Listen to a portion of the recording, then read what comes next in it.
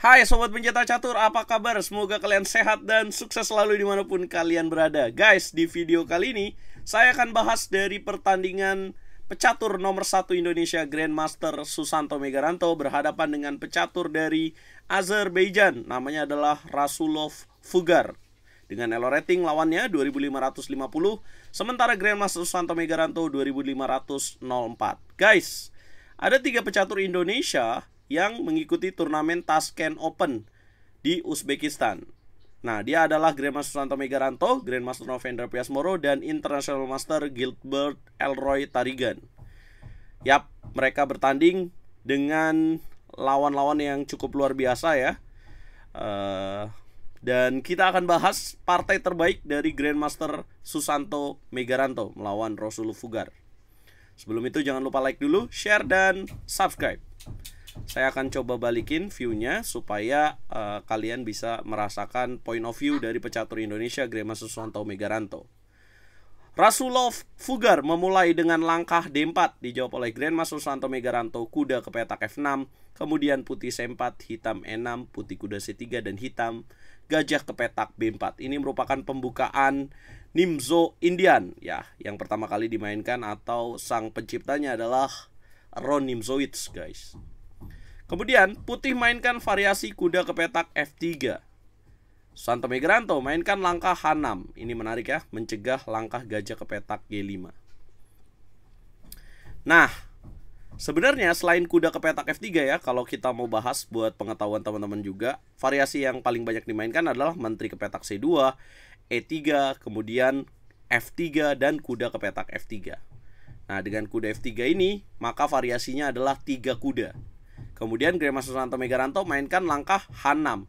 Ini juga menarik ya, langkah H6 ini tidak banyak dimainkan oleh pemain di top elite. Yang paling banyak dimainkan adalah langkah B6, kemudian langkah C5, dan yang ketiga adalah rokade. Tapi kenapa Grandmaster Susanto Megaranto mainkan langkah yang tidak banyak dimainkan atau tidak lazim di top level? Bisa jadi ini adalah persiapan untuk mengejutkan Grandmaster dengan elo rating yang lebih tinggi, yaitu dengan elo rating 2550 ini. Jadi ada daya kejut lah yang pengen dia tampilkan. Dan apakah itu sukses? Putih lanjutkan dengan gajah ke petak D2, kemudian hitam lanjutkan dengan rokade, putih E3, dan hitam C5. Putih A3, pertukaran gajah dan kuda di petak C3 dilakukan, kemudian kuda naik ke petak E4, mengincar gajah, menteri C2 menjaga, kuda pukul gajah, pukul balik pakai menteri, dan hitam B6. Yes, idealnya memang ketika kita bermain dengan Nimzo Indian, gajah keluar dengan fianchetto atau fianchetto ke petak B7, melakukan ancaman diagonal sampai ke petak G2. Nah, ini menarik, di langkah ke-11 Rasulov Fugar langsung mainkan langkah rokade panjang. Jangan gebrekan dong. Anjas. Kedengeran. Oke. Sedikit gangguan ya. Rokade panjang dilakukan, kemudian gajah ke petak B7 dimainkan, dan putih mainkan langkah D5 dengan upaya menutup ancaman dari gajah di petak B7. Jadi mau matiin perwira dari hitam. Kemudian hitam mainkan langkah pion pukul pion, putih pion pukul balik, dan kemudian hitam D6. Nah, setelah langkah ini Rasulov Fugar tidak berhenti begitu aja, guys. Tapi Rasulov Fugar boom, mainkan langkah G4. Gila banget sih ini. Nah, ini sangat challenge banget ya. Lawannya mainkan langkah agresif dengan G4 dengan tujuan sangat jelas. Ini kan rokadenya berbeda, pasti dia akan bongkar lewat sayap raja. Nih, lewat G4, H4, kemudian benteng G1 dan G5. Hitam menjawab dengan langkah kuda ke petak D7, kemudian putih tanpa aba-aba langsung dorong lagi pion G5. Boom. Pukul pakai pion, kemudian benteng G1, dan Grandmaster Susanto Megaranto bagaimana merespon serangan berbahaya dari Rasulov Fugar ini? Dia mainkan langkah menteri F6. Sangat-sangat adem ya, sangat-sangat membuat kesal lawannya pastinya, karena langkah menteri F6 ini bertujuan untuk hilangkan kekuatan serangan dari putih dengan tujuan trade the queen, tukar queen, dan ancam kuda di petak F3. Rasulov Fugar tidak bisa menghindar. Yap, Menteri harus ditukar dan dia mainkan kuda pukul pion G5. Susanto Megaranto, menteri pukul menteri, pukul balik pakai pion dan hitam kuda F6. Putih mainkan langkah 4, hitam benteng F ke petak L8. Putih mainkan langkah gajah D3. Menuju endgame, hitam mainkan langkah gajah C8, merubah perwira pasif jadi aktif. Kemudian putih F4, hitam gajah D7. Putih mainkan langkah raja D2. Yes, kalau kita lihat dari struktur pion ya, yang harus kita lihat di sini Grandmaster Susanto Megaranto memiliki peluang dengan pion 3 pion melawan 2 pion di sayap menteri. Sementara dia harus waspada apabila terjadi dorongan dari 3 pion melawan ini nih, guys. 4 lawan 3 di sini. Jadi makanya di sini dia harus mainkan langkah benteng F ke petak L8. Kemudian Grandmaster Susanto Megaranto mainkan langkah B5, mulai manfaatkan keunggulan pionnya dari sayap menteri. Putih benteng D ke petak E1, sama-sama ingin menggunakan kekuatannya. Hitam benteng A ke petak B8, putih gajah C2, hitam A5. Putih benteng ke petak B1, hitam mainkan langkah C4. Putih benteng G ke petak E1, hitam mainkan langkah G6. Yes, putih masih memiliki masalah. Dia nggak bisa mainkan langkah E5 sekarang karena pion D5-nya akan jatuh. Kemudian putih mainkan langkah gajah D1, hitam raja G7, putih gajah F3 dengan tujuan E5, udah ngebet banget nih. Kemudian hitam mainkan langkah benteng H8, mengganggu pion H2, H3 dimainkan, dia kasih. Kalau misalkan terpancing di sini, Grandmaster Susanto Megaranto dengan gajah pukul pion, maka putih akan mainkan langkah benteng ke petak H1, gajah ke petak D7, kemudian akan terjadi dorongan pion E5. Yang sebenarnya ya unggul tipis buat putih, tapi Grandmaster Susanto Megaranto masih bisa mainkan langkah kuda H5. Tapi nggak enak juga ya kalau misalkan dalam pertandingan seperti ini karena akan terus ditekan. Jadi Grandmaster Susanto Megaranto lebih pilih kuda ke petak H7. Yes, sangat luar biasa. Kuda H7 adalah langkah yang sekali lagi bisa membuat kesal lawan ya, karena serangannya terus ditukar nih perwiranya. Kuda ke petak H7, kemudian terjadi pertukaran benteng pukul kuda, putih benteng H1, dan Grandmaster Susanto Megaranto mulai menekan dengan benteng H4, raja E3, dan Grandmaster Susanto Megaranto mainkan langkah benteng ke petak L8. Sebenarnya dianggap langkah yang kurang baik ya. Ada lagi langkah yang lebih bagus, yaitu benteng B ke petak H8 dengan tujuan menambah tekanan pada pion petak H3. Tapi Grandmaster Susanto Megaranto di sini mungkin punya tujuan untuk mainkan langkah F5 karena di sini rajanya sudah kekunci, harus menjaga pion di petak F4. Ini udah masuk 32 langkah guys. Dan langkah berikutnya, Rasulullah Fugar melakukan blunder dengan gajah ke petak G2. Kalian tahu apa yang harus kalian mainkan? Dengan ide Grandmaster Susanto Megaranto mainkan langkah benteng E8. Grandmaster Susanto Megaranto mainkan langkah gajah F5. Boom. Ya, ini pin tidak bisa dimakan. Kemudian putih benteng B ke petak E1. Sikat pion E4. Sikat balik dan F5 dimainkan. Hancur di sini pertahanan putih. Raja F3. Sikat gajah. Sikat pakai benteng oleh putih. Sikat balik. Sikat balik. Raja ke petak F6. Putih dalam posisi bertahan kali ini. Karena ide Grandmaster Susanto Megaranto adalah mainkan langkah G5. Apabila raja F3 maka di sini juga akan kalah dengan raja ke petak F5.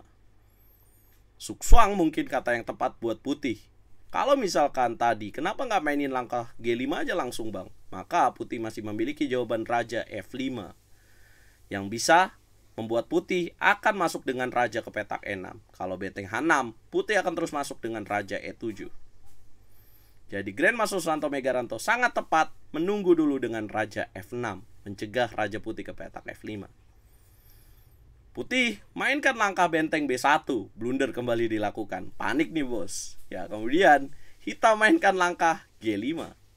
Benteng sikat B5, hitam sikat pion F4, putih raja E3, benteng H4, putih sikat pion A5, raja E5 dimainkan. Teknik endgame dengan tujuan kenapa tidak mau makan langsung, mencegah raja ke petak D4 karena pion H3 sudah pasti jatuh. Benteng A4 putih, hitam sikat pion H3, raja D2, benteng H4, benteng B4, benteng F4 dimainkan. Gak usah ngambil pion D5, tidak ingin dilakukan oleh Grandmaster Susanto Megaranto dan ingin segera mendorong pion promosi. Putih, raja E2, tidak akurat. Harusnya dia mainkan langkah pion A4. Grandmaster Suwanto Megaranto G4, A4, G3, A5, benteng F2 skak, raja E3, benteng F1 dengan tujuan G2, dijaga benteng B2, benteng C1, benteng A2, G2, sikat pion C3 skak, kemudian raja D2, benteng A3, benteng G8, sikat D5, raja C2, raja D4, benteng A8, D5, A6, benteng A5, A7.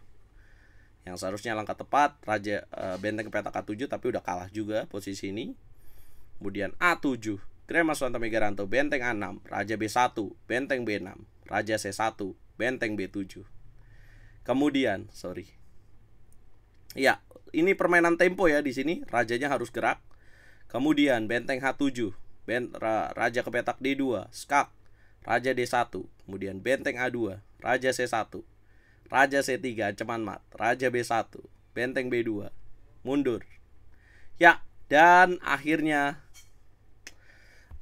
putih menyerah, karena kalau dilanjutkan ya kalah ya. Jadi Grandmaster Suwanto Megaranto sangat tepat tadi digoyang raja putih ya di sini, dengan akhirnya mencapai posisi keadaan oposisi nih. Jadi suksang buat putih. Dia mainkan langkah raja B1, benteng B2, ditarik ke petak B7. Suksangnya apa? Jadi rajanya udah di depan, pionnya akan terus maju. Sementara kalau putih mainin benteng ke petak D8, benteng A7, kemudian benteng D5, akan terjadi skakmat. Gitu guys. Dan yes, ini kemenangan yang sangat penting menurut saya di babak ke-7 antara Grandmaster Suwanto Megaranto melawan Grandmaster Rasulullah Fugger. Yes. Dan teman-teman, akhirnya Grandmaster Suwanto Megaranto keluar sebagai juara turnamen ini. Dan saya akan tunjukkan pairingnya. Ini pesertanya, sebentar.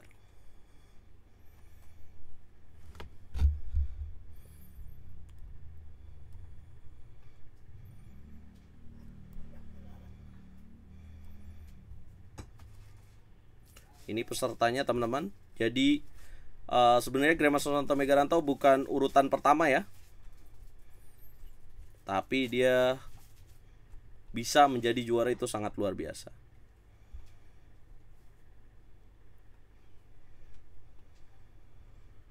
Nah, ini peringkat daftar listnya ya. Peringkat satunya secara elo rating adalah Safarlit Eltouch, 2 Gupta Abhijet dan Nespar, dan Grandmaster Suwanto Megaranto berada di peringkat 13. Tapi Grandmaster Suwanto Megaranto mampu keluar sebagai juara guys. Itu poinnya. Dengan 8 poin dari 10 babak. Ini dia. Kemudian peringkat 2-nya adalah FIDE Master nih, Oros Baes Eldar dari Kyrgyzstan. Kemudian Danespar Bardia, ini dari Iran, mengalahkan Grandmaster Novendra Piasmoro. Dia peringkat 3. Kalian bisa lihat ya guys di sini. Peringkat satunya malah secara elo rating Azerbaijan malah peringkat 19. Nah, teman-teman, berapa elo rating yang didapatkan oleh Grandmaster Suwanto Megaranto? Cukup bagus dan cukup besar ya. 15 elo rating dia naik, dan performa ratingnya 2616. Grandmaster Suwanto Megaranto sebenarnya tidak berjalan mulus ya. Di babak kedua dia kalah dari FIDE Master Jain Kanis Manoj dari India. Tapi habis itu bangkit, menang terus. Strike 1, 2, 3, 4, 5 kali menang berturut-turut. Kemudian berhasil remis melawan Danespar Bardia 2597. Kemudian menang lagi atas Babu Lalit dari India. Dan kemudian remis melawan Saruk Maxim dari Rusia, International Master. Menurut aku performa terbaiknya adalah ketika melawan 4 Grandmaster secara berurutan. Melawan Nikitenko Mihail dari Bulgaria dimenang, melawan Rasulullah Fugger menang, kemudian remis melawan Danespar, dan menang melawan Babu Lalit, dan terakhir remis. Teman-teman, menurut aku ini bukan performa yang mengejutkan dari Grandmaster Suwanto Megaranto, karena karena saya percaya bahwa Grandmaster Suwanto Megaranto bisa lebih hebat dari ini, dan saya percaya bahwa pecatur Indonesia mampu bersaing di level top dunia, seperti yang saya sering bilang di live streaming. Jadi jangan lupa dukung terus percaturan Indonesia, dan jangan lupa bantu video ini berkembang supaya banyak orang tahu bahwa catur Indonesia itu hebat banget. Jangan lupa bantu video ini berkembang dengan cara like, share, komen, dan subscribe. Oh ya, buat kalian yang bingung, lah kok mereka yang main doang bang, kenapa catur lain nggak ikut? Nah, mereka ini sepertinya dibiayai oleh salah satu kampus di Indonesia guys, ya, tempat mereka kuliah. Jangan lupa nonton turnamen kandidat nanti malam jam 1.30 pagi ya, hanya di YouTube RL Chess, teman-teman.